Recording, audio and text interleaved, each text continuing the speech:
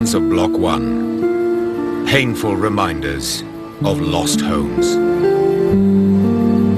It's believed that there are 36 people trapped inside the ruins, but there is still uncertainty about these numbers. By days 2 and 3, international rescue teams are responding to Malaysia's call for help. We have no experience for a disaster of this magnitude, Experts fly in from Singapore, France and Japan. These highly experienced teams bring to the disaster site a battery of high-tech search and rescue equipment. The reinforced teams focus their attention on the service area stairwell that once linked the 2 towers of Block 1. This is where residents trying to escape should have fled. People would have, as soon as the building started to move and shudder, would have tried to escape. And obviously their form of escape would be the stairs. They would be somewhere on that staircase. Rescuers will tunnel towards the service block area from opposite sides. The international teams use search cameras, an extension of the human eye, to peer into voids inside the collapsed structure. The French deploy their tracker dogs, able to detect any human trace. It's hoped that these new strategies will speed up the rescue of any survivors. Time is always the factor that all rescuers must take into consideration. You fight against time. We recognize that a human being can only survive for so long. Dehydration is the worst thing to fear. Of course, time is critical. As the rescuers redouble their efforts, the nagging anxiety that the other 2 blocks might suddenly fail deepens. Engineers have set up monitoring equipment to check for any sign of movement. On day 3, an alarm is raised from Block 2, sending everyone scurrying for shelter. It's collapsing, and everybody just ran. Can you imagine the rescuers all have to evacuate and quickly make their exit? But Block 2 remains resolutely vertical, and So Chai Hock confronts the man who sounded the alarm. Oh, why have you hit the alarm? And he pointed out to the building. And actually the clouds were moving. And he thought that the building was coming down. It was an optic illusion. It could be stress. So immediately I have him replaced. And I said, look, you can't have such thing going on. On the rescue site, work resumes. The French team use sensitive listening devices to try and find sounds of life deep inside the collapsed tower. Listening for very specific sound patterns.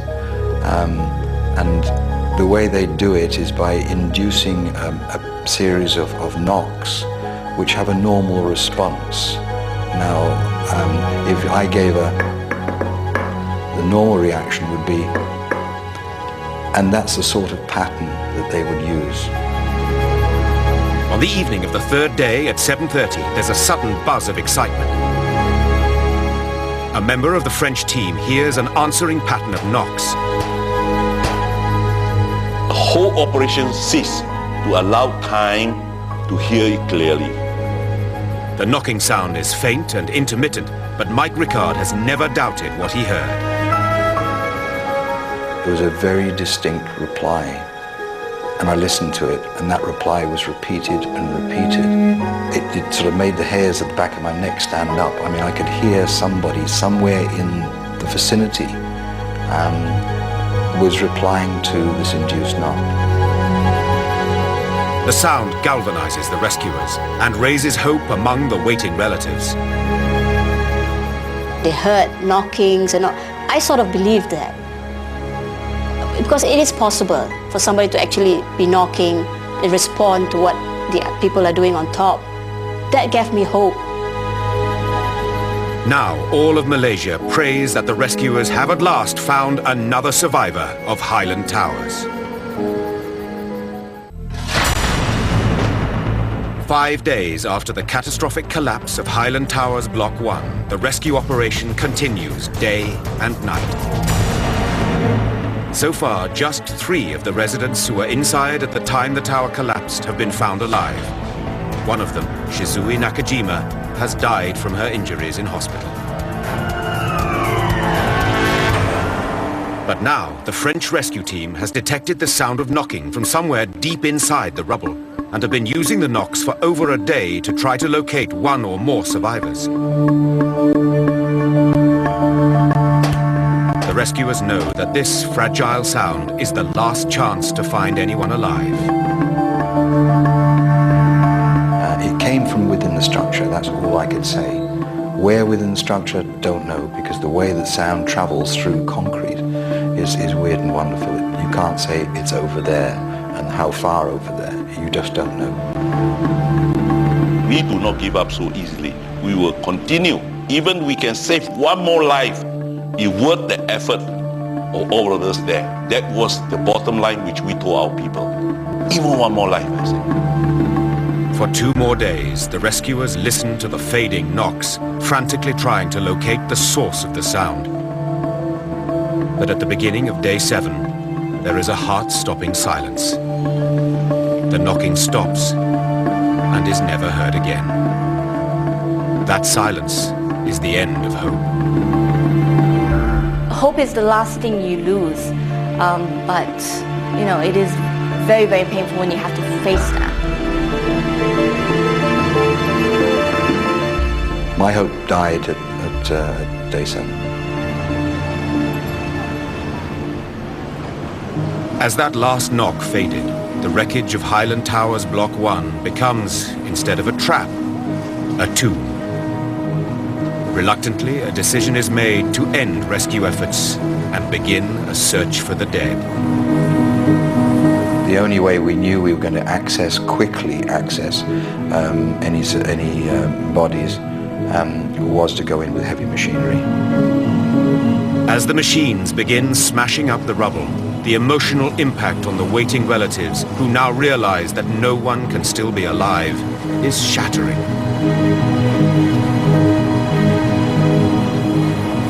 Big equipment come in and started to take stuff away.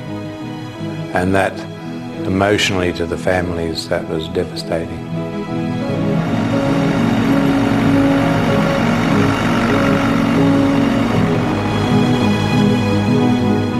Obviously we can't and don't want to leave anybody unaccounted for. In this last phase of the operation, the search teams believe that there might be more than 50 victims inside the remains of Highland Towers. A terrible odor begins to permeate the site, the unmistakable smell of death. You know, and with that smell, that death is there. And to the families, is it my son, is it my daughter, is it my mother or father? Nisa Barno prepares for the worst. Her sister, baby nephew and brother-in-law were all in Block 1. We were just waiting to hopefully get her body out and give her a proper burial, all of them, and all 3 of them. It reached a stage where we were waiting just for that. We managed to accept she may not be alive. We started basically at the base of the building, what we call level 1, because that was the way it was leaning. We would just progressively work floor by floor, demolishing, removing, demolishing, removing. And that's why, when it didn't take us long at that stage, before we came across the first of the bodies at ground floor. It was just after sundown on day 8. As soon as we came across anything recognizable as a body, we would then stop, go back to basically utilizing hand tools and removing physically by hand the rubble around the bodies to allow us access to bring them out as intact as possible.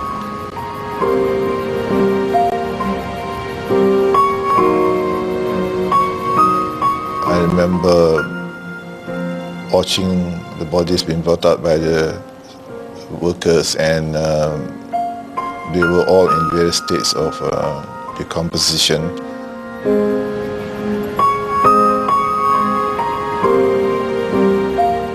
I remember seeing a lady clutching the Holy Quran. I remember seeing a woman clutching a child with both arms.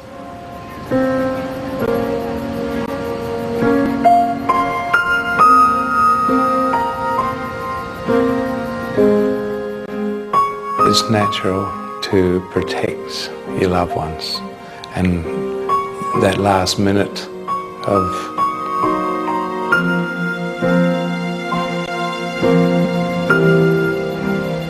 The remains of Dr. Rizwan's sister Rosina and her husband Carlos are found the next day.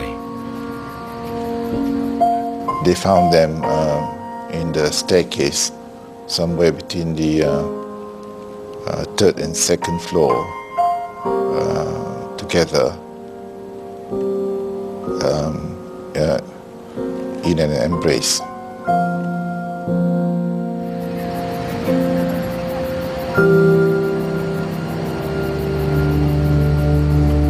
All the remains are taken to the Kuala Lumpur mortuary. By the end of the recovery operation, the disaster team has found the remains of 47 residents of Highland Towers, bringing the final death toll to 48, including the Japanese woman Shizue Nakajima, who died in hospital. These numbers have fluctuated throughout the 12 days of the rescue, but 48 is now regarded as the official tally of victims. The families who have suffered such a devastating and unexpected loss now